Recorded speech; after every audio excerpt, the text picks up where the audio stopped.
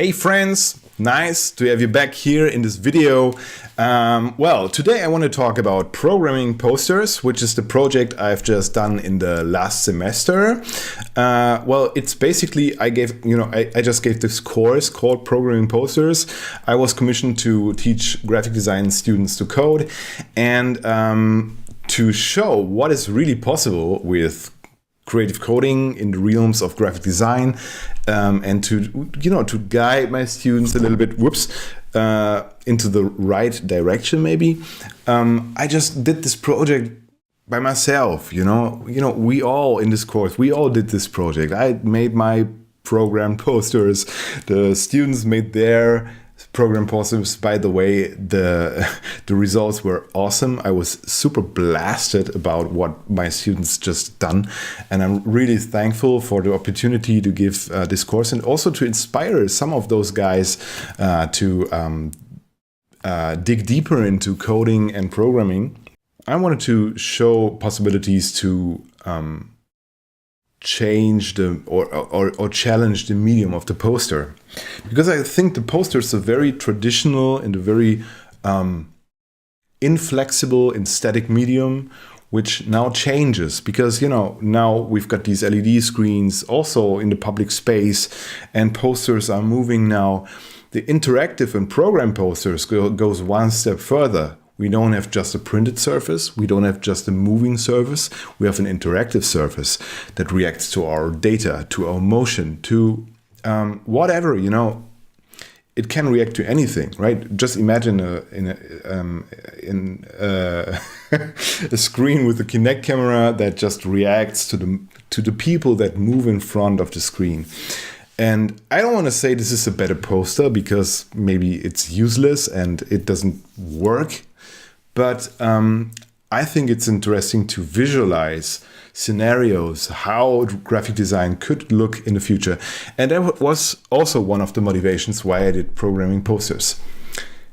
Creative coding and programming is a super valuable skill for designers because you look from a bird's perspective on a system, and you are able to really see it as it is from above. That's what the magic of programming is about, to work with a system, to develop hundreds and millions of variations of it. Okay, so that's a lot of theory. What I wanna teach you today is how I approach a self-commissioned project like programming posters. The technique I was using here is something that I call the magic triangle. And the magic triangle is basically a creativity technique that enables you to visualize an idea for a mostly experimental and explorative project that forces you to keep track and not leave the track.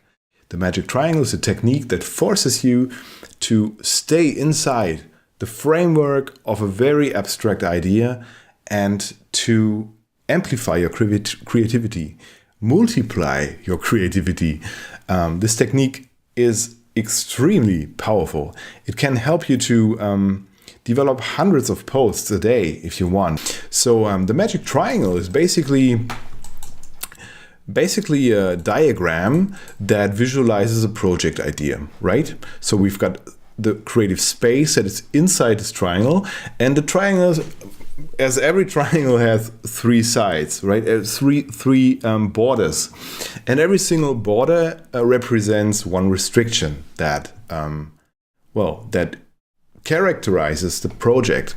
One of these restrictions in the programming posters project is use processing.